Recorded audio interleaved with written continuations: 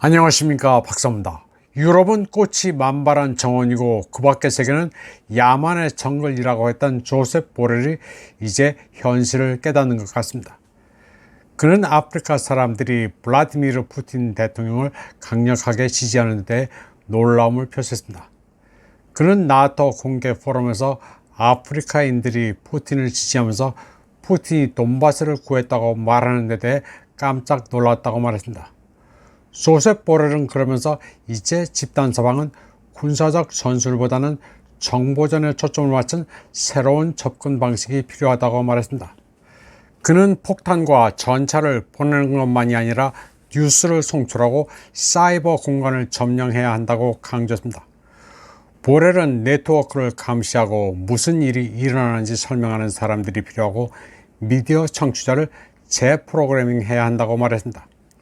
그리고 그들에게 올바른 정보를 제공해 선거 개입을 방지해야 한다고 말했습니다. 거친 내정 간섭이 아니라 아프리카인들이 반발하지 않도록 이제는 세련된 정보전으로 전환해야 한다는 것입니다. 아프리카는 푸틴 대통령이 돈바스를 구한 것을 보고는 자기네들도 집단 서방의 횡포로부터 구해달라고 아우성입니다. 아프리카인들은 자발적으로 러시아 3세끼를 들고 러시아를 응원하고 있습니다. 라브로프 러시아 외교부장이 가는 곳마다 아프리카인들은 러시아를 연호합니다. 집단 서방에 맞서는 글로벌 사우스의 맹주로 러시아가 떠오르자 다들 브릭스에 가입시켜달라고 난립니다. 자원을 수탈하고 규칙 기반 국제 질서를 강요하는 집단 서방과 달리 러시아는 아프리카 국가들을 동등한 파트너로 보고 식량, 비료를 무상으로 지원하고 있습니다. 러시아가 아프리카인들의 마음을 사게 되면서 여러 아프리카 국가들은 미국, 프랑스 주둔군을 내쫓고 있습니다. 이는 러시아가 우크라이나 분쟁에서 이기고 있음을 아프리카인들이 알고 있다는 방증입니다. 조셉 보렐이 아프리카에 대한 접근법을 바꿔야 한다고 했지만 그의 속마음을 아프리카인들이 모를 리가 없습니다. 전 나이지리아 대선 후보였던 아다무 가르바 2세는 보렐이 아프리카를 좀비로 가득 찬 정글로 본다고 말했습니다. 그는 책임감 있는 아프리카인이 러시아, 중국 또는 브릭스를 버리고 나토나 서방의 이익을 위해 행동할 리가 없다고 말했습니다. 그러면서 집단 서방은 아프리카의 자원을 빼앗기 위해 무슨 일이든 한다고 말했습니다.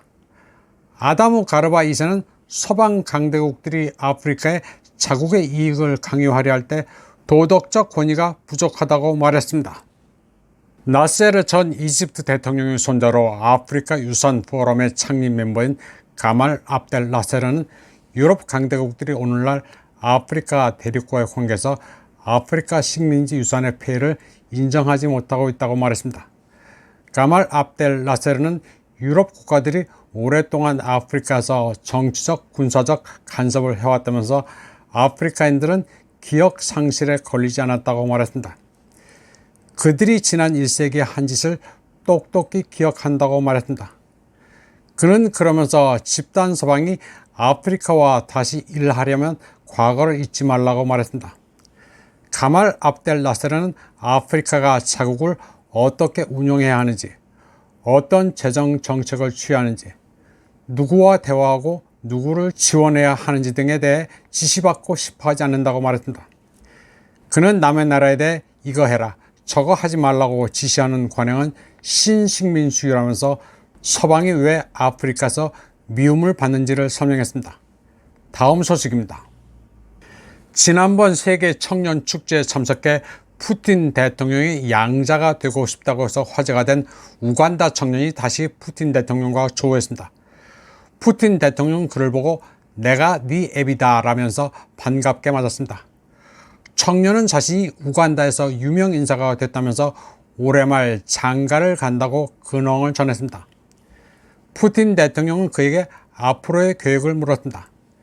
그러자 청년은 농업을 할 거라면서 커피 재배를 하겠다고 말했습니다.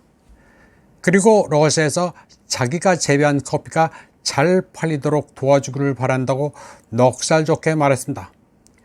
아프리카 청년에 대한 푸틴 대통령의 이 같은 소탈함은 구미 지도자 같으면 상상조차 할 수 없습니다. 이번 방송은 여기까지 하겠습니다. 시청해주신 여러분 감사합니다.